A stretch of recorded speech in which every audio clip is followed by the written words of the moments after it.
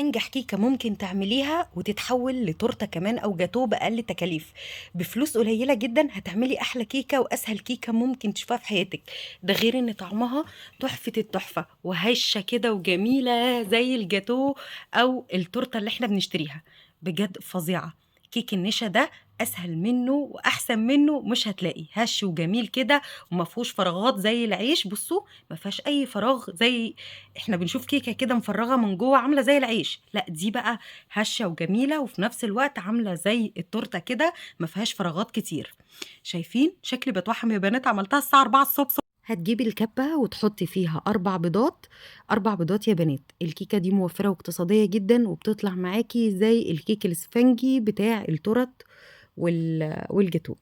4 بيضات في الكبة وهنحط عليهم معلقة فانيليا. اوعي تكتري الفانيليا عشان بتغمق الكيكة من جوه. عشان تبقى بيضة وهشة معاكي لازم تحطي 4 بيضات عليهم معلقة فانيليا، عليهم معلقة خل، وهنضربهم في الكبة كويس جدا. معظم الناس بتقولي الخلاط بيبوظ مني، فهنعملها في الكبة عشان الدقيق بيبقى تقيل. احسن حاجه واسهل حاجه تعمليها في الكبه. بعد كده ما نضربهم كويس الفانيليا والخل والبيض، هنحط كوبايه كبيره من السكر. واضربي السكر بالبيض بالفانيليا بمعلقه الخل، اضربيهم كويس جدا لحد ما العجينه تبقى هشه وبيضه معاكي زي ما انتم شايفين كده بيضت مننا. ما تخافيش على الكبه، الكبه بتتحمل شويه عن الخلاط. زي ما انتم شايفين الخليط افتح. هنزل بقى بكوبايه زيت، كوبايه الا ربع زيت وربع زبده. دي كوبايه كبيره من كوبايه الا ربع زيت وربع زبده. انا بحب احط الربع زبده دي بتغير التيست بتاع الزيت. وهضربهم كويس جدا جدا لحد ما يبقوا خليط كده متماسك زي العجينه. هوريكم هتبقى صلبه ازاي ومتماسكه زي العجينه قبل ما نحط الزبادي. لو انت عايزه كيكه طريه وعمرها ما تنشف منك، ما تحطيش لبن، ما تحطيش ميه، ما تحطيش اي حاجه. شايفين العجينه بقت تقيله ازاي؟ بعد كده هننزل بعلبة زبادي كبيرة. طبعا لو انت عايزاها كيكة طرية وهشة وعمرها ما تنشف منك، شيلي المية، شيلي الحليب وحطي علبة زبادي هتفرق معاكي. واهم حاجة معلقتين النشا. معلقتين النشا دي هتخليها كده هشة من جوه وما تبقاش معجنة، وفي نفس الوقت ما تبقاش عاملة زي العيش. هتبقى هشة وطرية وخفيفة كده زي التورتة، بس ما تبقاش مفرغة زي العيش. وهضربهم كويس جدا في بعض زي ما انتوا شايفين. وطبعا عندي كوبايتين دقيق كبار اهو. هحط اول كوباية معاكم اضربها مع الخليط، وبعد كده هحط الكوباية التانية معاكم. عايزة اقول لكم مقادير الكيكة دي انا واخداها من شيف شيماء ايمن يا بنات. وشيماء ايمن اول واحدة عملتها على السوشيال ميديا من سنتين، ولحد الان بتعملها بنفس الطريقة. فأي واحدة تحط نشا على الكيك وتيجي تقول حصري المقادير دي لأول مرة عندي، اتقي الله انت ناقص تاخدي اسم صفحتها وتنسبيه لنفسك. زي ما انتم شايفين حطيت كوباية دقيق ضربتها مع الخليط. هحط الكوباية التانية وهضربهم كويس جدا. وبعد كده هنحط اخر حاجة، والمفروض ان هي ما بتتضربش كتير عشان تدينا قوام كويس وفي نفس الوقت ما تتكتمش مننا. عندي كيك شيف بلاش بيكنج باودر. البيكنج باودر بيسودها، بيعمل بقع سودا وبني كده في الكيكة. فحطي الكيك شيف سهل وبسيط وفي نفس الوقت ما بيعملش فراغات زي العيش، بيخليها هشة وخفيفة وفي نفس الوقت ما فيهاش فراغات اللي هي زي بتاعة العيش دي. زي ما قلت لكم يا بنات شيف شيماء ايمن هي اللي عامله وصفه الكيكه بالنشا.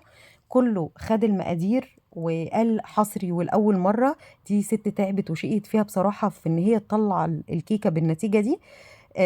فلو احنا هنعملها بطريقتها واجب علينا ان احنا نقول لمتابعينا الوصفه متاخده منين. الوصفه من سنتين، مطبخ شيماء ايمن هي اللي بتعملها على السوشيال ميديا. بجد يا شوشو انا فرحانه ان انا عملتها من انجح وصفات الكيك اللي انا عملتها. زي ما انتم شايفين كده انا عملتها اهي. شغلت الفرن على درجه حراره 200 وسبتها لمده 40 دقيقه وطلعت مستويه من تحت ومن فوق بالشكل ده لمده 40 دقيقه. ما تفتحيش عليها عشان ما تهبطش منك، وسيبيها تبرد. وبعد ما تبرد هتقلبيها بالسهوله دي. بجد فظيعه وجربوها يا بنات. تسلم ايدك يا شوشو على المقادير الحلوه دي. وما تزعليش ان اي حد خد منك المقادير. انا عارفه ان انت تعبتي عشان تطلعي المقادير دي. ما تزعليش من اي حد طلع المقادير ونسبها ليه وقال ان هي مقاديره واخد نفس المقادير بحذافيرها. آه تسلم ايدك يا جميله، فرحانه ان انا عملتها وبجد عجبتني.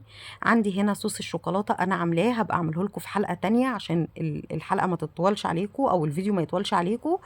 ده صوص الشوكولاته هحط كده عليها، لان انا عايزه اعمل واحده جاتو شاتو وواحده كيك ابيض عادي اللي هو القالب ده، عشان انا عندي بيحبوها بالشوكولاته وعندي بيحبوها كده فانيليا. زي ما انتم شايفين طريه جدا، بتتقطع بكل سهوله. انا بقطعها بالراحه عشان يبقى شايفين كده على الطبيعة. بجد يا بنات لونها وريحتها وطعمها تحفة التحفة، بجد فظيعة وسهلة وبسيطة جدا. المقادير أبسط مما تتخيلي، أقل من 100 جنيه هتفرحي ولادك لو عملت لهم حاجة زي الجاتو شاتو كده. بجد فظيعة دي كده اهي. بصوا بيضة من جوه ازاي، فظيعة بجد. جربوها، بصوا هشة زي زي التورتة كده. زي ما انتم شايفين حطيت الصوص وانا بعمل بقى الجاتو شاتو.